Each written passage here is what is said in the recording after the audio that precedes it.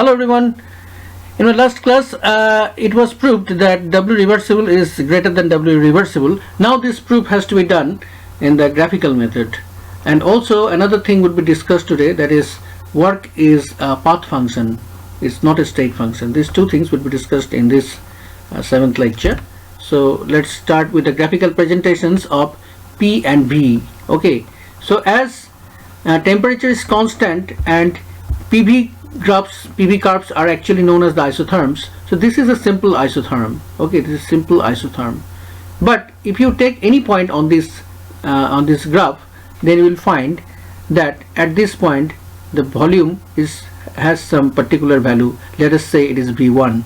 At this point the pressure also has some particular value. Let us say it is P1. So this is the initial point which has the volume V1 and pressure P1. Now since the volume increases, simultaneously the pressure decreases along with this isotherm, and suppose this is the point, isotherm ends here. Here the pressure drops from P1 to P2 while the volume increases from V1 to P2.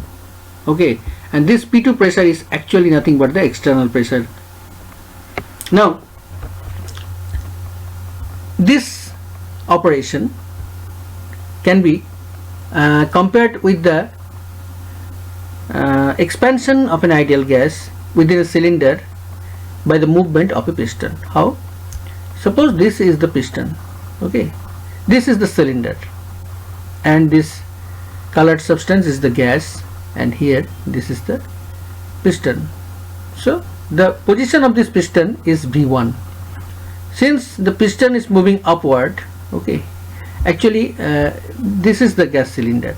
Okay, not the colored portion. The white portion is the gas cylinder, and the piston, if the piston moves upward direction, that means the gas is expanding. That is, the white portion is increasing its area. Okay, that means the volume is actually increasing.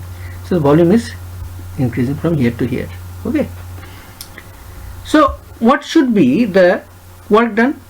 So what is the expression of work done? If the work done is irreversibly, because if it is done at once in one step, the external pressure can be compared to the final pressure P2. So it is expanding against pressure P2. So simply minus P2 into V1, V2 minus V1. So what is V2 minus V1? From this origin to this point it is V2, and from origin to this point it is V1. So what is the difference? The difference is nothing but this line from here to here minus this line from here to here. That means from here to here it is the difference. Look at the movement of the cursor here to here. This portion is the V2 minus V1, that is delta V part. Okay, so this delta V part, if multiplied with P2, so P2 means from origin to this point. So from this to this point, that is the breadth of this rectangle. The length of this rectangle is V2 minus V1 from here to here, and the breadth of this rectangle is from here to here, that is origin to P2.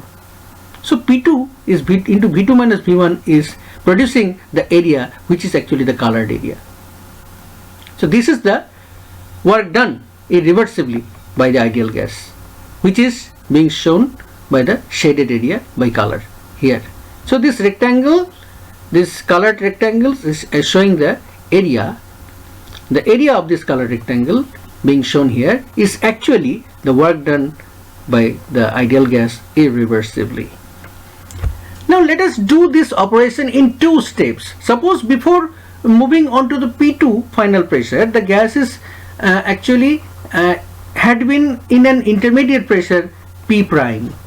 This is the pressure P prime. So not at one step, it is being done at two steps, from P1 to P prime, then P prime to P2.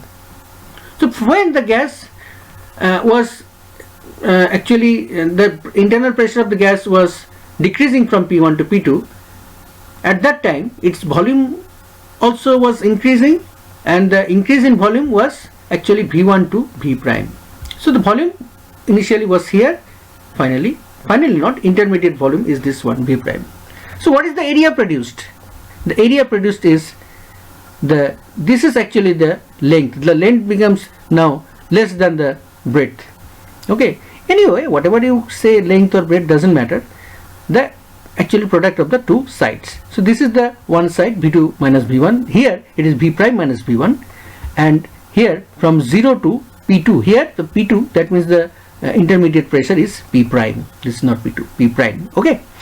So here to here and here to here. So this shaded area by light color, okay, light blue color, this shaded area is actually indicating the work done in the first step. Now in the second step, the volume was now at V prime, and the pressure was at that time at P prime. So this is the position. This is the position here. So the coordinate of this position is P prime, V prime. The pressure is P prime, the volume is V prime. Okay. So what is the change in volume? The volume changes up to V2, isn't it? So the volume change takes place from V prime to V2. That means this is the volume change. This length of the rectangle, which is shaded in by dark blue color. Okay. And what is the width? What is the breadth of this rectangle? The breadth of this rectangle is nothing but 0 to P2, because now it is expanding against the final pressure, which is P2. That is 0 to P2. So the gas was in the intermediate state at pressure P dash, P prime or P dash, and the volume V dash or V prime, and from there the isotherm moves on along this line and it ends here at this point.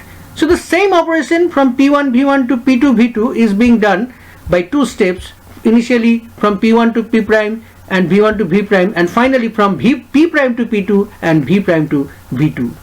In that case, this shaded rectangle is produced. So work done is actually summation of the area of these two rectangles. So if this operation is now done in 4 steps, then the rectangles, look at the movement of the cursor. This is one rectangle, this is the second rectangle, this is the third rectangle, and this is the fourth rectangle. Okay. So look, the shaded part is getting increased. So as you increasing the number of steps in this operation, the shaded area is also getting increased. At some point when this small changes becomes very small, that means infinitesimally small, then these rectangles would touch one over another and this part becomes continuous, and the whole area which is confined between this isotherm, this line and this line, it becomes the overall work done. That is red colored shaded area becomes the overall work done if the work is done in infinitesimally small steps. So graphically it is also being seen. It is just very beautifully prominent here, beautifully being seen here, that the area is much more greater than this initial area. This area is definitely greater than this area. So work done reversibly is definitely work done irreversibly. So this is irreversible work done, this is reversible work done, and this is two-step work done, irreversible work done. Okay. So this is the graphical presentation. So just have a look very carefully, and you have to practice this in your copy very minutely. You have to put every time t equal to constant. You have to be very much cautious about the origin, okay, about P1, P2, etc. You have to show the arrow V1 and P and V arrow. You have to give the figure captions properly. That this way you can represent this on your copy or on your answer script. So you have to be very much cautious. Okay. Now let us explain.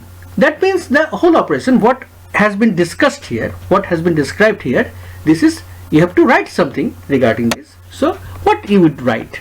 So you can take the screenshot of this slide and start writing. So if work is done irreversibly, then work done is area of the rectangle with sides from 0 to P2, that means the external pressure, and V1 to V2, isn't it? So the area of the rectangle, which is the side length 0 to P2 and V1 to V2, and this is nothing but equals to P2 into V2 minus V1. So if the this is the work done in one step. One step means irreversible work done. Now if the work is done in 2 steps, then work done, area of the rectangles with the sides from, now there are 2 areas, one area plus one rectangle plus another rectangle. The first rectangle has the side lengths 0 to P prime and V1 to V prime, and the second rectangle has the side lengths 0 to P2 and V prime to V2. Okay. Now, if this two step is now done in multiple steps, then the area would cover multiple number of rectangles. If these steps are infinitesimally small, as I have said during its description, then it will tend to become reversible work, isn't it? In such case, the area would be confined between the curve and the x-axis from V1 to V2. Okay? It is therefore graphically visible that the area that represents reversible work is literally greater than that area produced from the irreversible work. Okay, so these are the conclusions. So after having written all the three graphs, you have to mathematically show this thing in the previous slide, and then you have to just describe them linguistically here. Okay, this point you have to note down, so your description would be complete. Okay, now let us move on to our next topic, which is W is a path function. W is a path dependent function, and it is not at all a state function, and similarly dW is written as d cross W because dW is not a perfect differential, or it's not an exact differential. Okay, so let's start with the fact that minus dW equals to P dV. So this is given equation 1. Now V is a function of P and T, pressure and temperature. V definitely PV equal to nRT, so V must be a function of pressure and temperature. So V can be expressed as the equation 2 has been written here. So dV is equal to the rate of change in volume with respect to temperature at constant pressure into the change in temperature, plus the rate of change in volume with respect to pressure at constant temperature into the change in pressure. Okay, so this is the change in volume. Now this dV has got some value. What is the value? The value is written in the right hand side of equation 2. So this value in the right hand side of equation 2 has to be put here in equation 1. Okay, so putting the value of dV from equation 2 to equation 1, we get minus dW equals to P into this term, isn't it? So P into del V del T P dt plus P into del V del P T dP. This is equation number 3.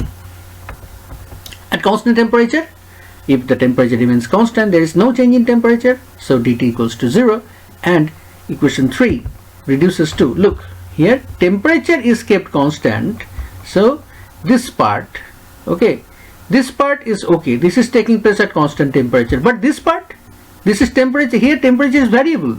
So since temperature is variable, so dt is 0. Temperature is not variable, then dt is 0. Okay, so temperature is not variable here, temperature is kept constant, so this is okay, because here this is taking place at constant temperature, but here it is not okay, because temperature is a constant here, it's not a variable at all, so dt must be 0, so this portion would be vanished. So this equation would be reduced to minus dW is equal to P into del V del Pt into dP. Okay, so that is written in the next slide. So here actually another step has been done here, dW. So this dP part is just by cross multiplication kept here, placed here in the denominator. Okay, and the minus sign is as usual, and since it is taking place at constant temperature, so the suffix t is given, and since it is a partial differentiation, so instead of d we have written del here, so del W by del P at constant t, and the right hand side remains the same, only the dP term has been vanished because it has been placed in the denominator in the left hand side. Okay, now we have to differentiate both sides with respect to temperature at constant pressure. Okay, so if it is differentiated with respect to temperature at constant pressure, then the variable with respect to which it is being differentiated should be placed in the left part in the denominator. So dt is placed in the left part of the denominator, and this is, since this is differentiated for the second time, so it is del 2W. So minus del 2W by del T del P must be equal to P into del 2V del T del P. Okay, and thus we get equation number 4. So up to this the operation is okay. Now let's again move on to equation 3. Here, if temperature was kept constant, then this part had vanished. Now if the other way we can approach. The other way is, if the pressure is kept constant, then this part would vanish and we would get another new equation, minus dW is equal to P into del V del T P into dt. And if this dt is placed in the denominator of the left hand side, then it becomes minus dW by dt. Since it is taking place at constant pressure and this is some partial differentiation, then you can write del W minus del W by del T at constant P, and in the right hand side you can write P into del V del Tp, and that is actually done here. Minus del W by del Tp equals to P into del V del Tp. Okay, now this one also has to be differentiated.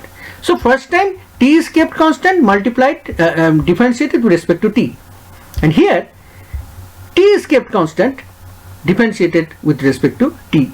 So which is kept constant? Then you have to differentiate with that term particularly. First time, I again repeat here, temperature kept constant, and after reducing the equation to some value, you are just differentiating with respect to temperature again. And here pressure kept constant, you are differentiating with respect to pressure again. Okay, so what is the result? The result is minus del 2W del P del T. Since pressure is the variable with respect to which the overall term is differentiated, so this is being placed to the left of the denominator again. And in the right hand side, we have to move to the previous slide again. Here are two variables.